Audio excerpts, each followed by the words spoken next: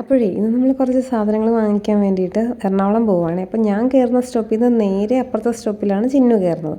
അപ്പോൾ എനിക്ക് എറണാകുളത്തോട്ട് 30 രൂപയും ചിന്നുവിന് 28 രൂപയാണ് കേട്ടോ. അത് 2 രൂപേൻ്റെ വ്യത്യാസമുണ്ട്. ഒരു സ്റ്റോപ്പേ വ്യത്യാസമുള്ളൂ കേട്ടോ അങ്ങനെ.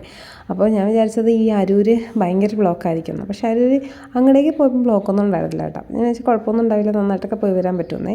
പക്ഷേ പ്രശ്നം അതല്ലായിരുന്നു, കുറച്ചധികം സാധനങ്ങൾ നമുക്ക് വാങ്ങിക്കാനുണ്ടായിരുന്നു. അപ്പോൾ പിന്നെ ആ വാങ്ങിക്കുന്നതിൻ്റെ തിരക്കിനിടയ്ക്ക് കുറേ നടക്കുകയൊക്കെ ചെയ്തപ്പോഴത്തേക്കും ഇത് വാങ്ങിക്കുന്നതൊന്നും നമുക്ക് വീഡിയോ എടുക്കാൻ പറ്റിയില്ല.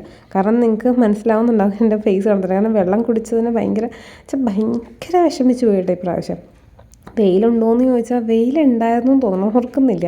പക്ഷെ ഭയങ്കരമായിട്ട് വിഷമിച്ച് പോയി. ഈ ചേച്ചിമാർ നിങ്ങൾ സ്ഥിരം കയറുന്നതുകൊണ്ട് ഞങ്ങൾക്ക് ഭയങ്കര പരിചയമായി. കാരണം എല്ലാ ആഴ്ചയിലും വരുമല്ലോ, മിക്ക ആഴ്ചകളിലും. ഇവർ ഞങ്ങളെപ്പോലെ തന്നെയാണ് കേട്ടോ. ചേച്ചി അനിയത്തിയാണ്. അശ്വതി എന്നും അമ്പിളി എന്നും ആ പേര്. പക്ഷേ ഇതിലാരാണ് അശ്വതി, ഇതിലാരാണ് അമ്പിളി എന്ന് ചോദിച്ചാൽ ഞങ്ങൾക്ക് അറിയില്ല. പക്ഷേ രണ്ടുപേരും സിസ്റ്റേഴ്സ് ആണെന്ന് മാത്രം അറിയാം. അപ്പോൾ രണ്ടുപേരുടെ ഫോണിൽ ഒരാളുടെ ഫോണേ ഉണ്ടായിരുന്നുള്ളൂ ആ സമയത്ത്. അപ്പോൾ ഞാൻ പറഞ്ഞു എനിക്കൊരു യൂട്യൂബ് ചാനലുണ്ട്, ചിക്വാൻ കണ്ണൻ എന്നാണ്, സബ്സ്ക്രൈബ് ചെയ്യണം എന്നൊക്കെ പറഞ്ഞിട്ട് കോമഡി വെച്ചിട്ടുണ്ടെങ്കിൽ ഇതെല്ലാം വാങ്ങിച്ച് ഞാൻ തന്നെ ചാനൽ നോക്കി ഞാൻ തന്നെ അങ്ങ് സബ്സ്ക്രൈബ് ചെയ്തു. എന്നിട്ട് ഞാൻ പറഞ്ഞു ചേച്ചി സബ്സ്ക്രൈബ് ചെയ്തിട്ടുണ്ട് കേട്ടോ എന്ന് പറഞ്ഞു. അപ്പോൾ ചേച്ചി പറഞ്ഞു വാങ്ങിക്കുകയും ചെയ്ത് സബ്സ്ക്രൈബും ചെയ്തോ എന്ന് ചോദിച്ചു. ഞാൻ പറഞ്ഞു കുഴപ്പമില്ല, ഞാൻ ഈ വീഡിയോ എന്തായാലും പോസ്റ്റ് ചെയ്യുമ്പോൾ നിങ്ങളെ ഇതിൽ കാണാൻ പറ്റുമല്ലോ. അപ്പോൾ ഞാൻ നമ്പറൊന്നും ഇല്ലാത്തത് കൊണ്ട് ഇത് കാണണമെന്നുണ്ടെങ്കിൽ സബ്സ്ക്രൈബ് ചെയ്ത് ഓൾ ബട്ടൺ അമർത്തണമല്ലോ, അതുകൊണ്ട് ഞാൻ ചെയ്തതാണെന്ന് പറഞ്ഞു.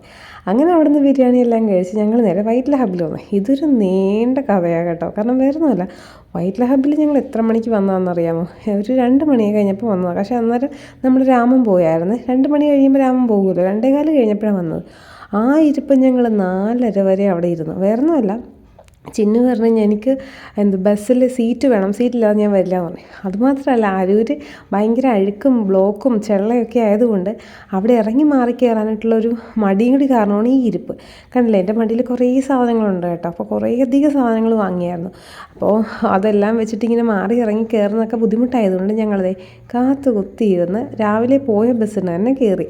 എന്നിട്ട് ഏറ്റവും പിന്നിലുള്ളൊരു സീറ്റിൽ, കാരണം ആ ബസ്സിൽ കയറാൻ ഇഷ്ടം പോലെ ആൾക്കാരുണ്ടായിരുന്നു. കണ്ടില്ലേ, ഇത് ഞങ്ങൾ ബസ് പിടിച്ചിടുമ്പോൾ തന്നെ കയറിയ ആൾക്കാരാണ് ഇതെല്ലാം. അപ്പോൾ ഇച്ചിരി വൈകി കഴിഞ്ഞാൽ നമുക്ക് സീറ്റ് ഇടില്ല. പക്ഷെ ഞങ്ങൾ ഏറ്റവും പുറകിലൊരു ജനറൽ സീറ്റിൽ വന്നിരുന്നു ബസ് അങ്ങ് സ്റ്റാർട്ട് ചെയ്ത്. അത് കഴിഞ്ഞ് നേരെ വന്നപ്പോഴത്തേക്കും നാണ്ടേ അരൂര് നല്ല കട്ട ബ്ലോക്ക് എന്ന് പറഞ്ഞാൽ വിചാരിച്ച് നല്ല താമസിക്കുമായിരുന്നു. ഓൾറെഡി താമസിച്ച് നമ്മുടെ 3 മണിക്കൂറോളം 1-2.5 മണിക്കൂറോളം നമുക്ക് എറണാകുളത്ത് മിസ്സായി വൈറ്റ്ല ഹബിൽ. അതിനുശേഷം നോക്കുമ്പോഴത്തേക്ക് ഇവിടെ ബ്ലോക്ക്. പിന്നെ നോക്കുമ്പോൾ ദാണ്ടടാ നമ്മൾ രാമൻ വരുന്നത്. അങ്ങനെ രാമനെയൊക്കെ കണ്ട് ഞങ്ങൾ നേരെ വീട്ടിലോട്ട് പോകുന്നു കേട്ടോ. കാരണം അധികം എക്സ്പ്രഷൻ ഇടാൻ നിന്നില്ല. അപ്പം നെക്സ്റ്റ് വീഡിയോ ആയിട്ട് കാണുന്നവരെ ബൈ ബൈ.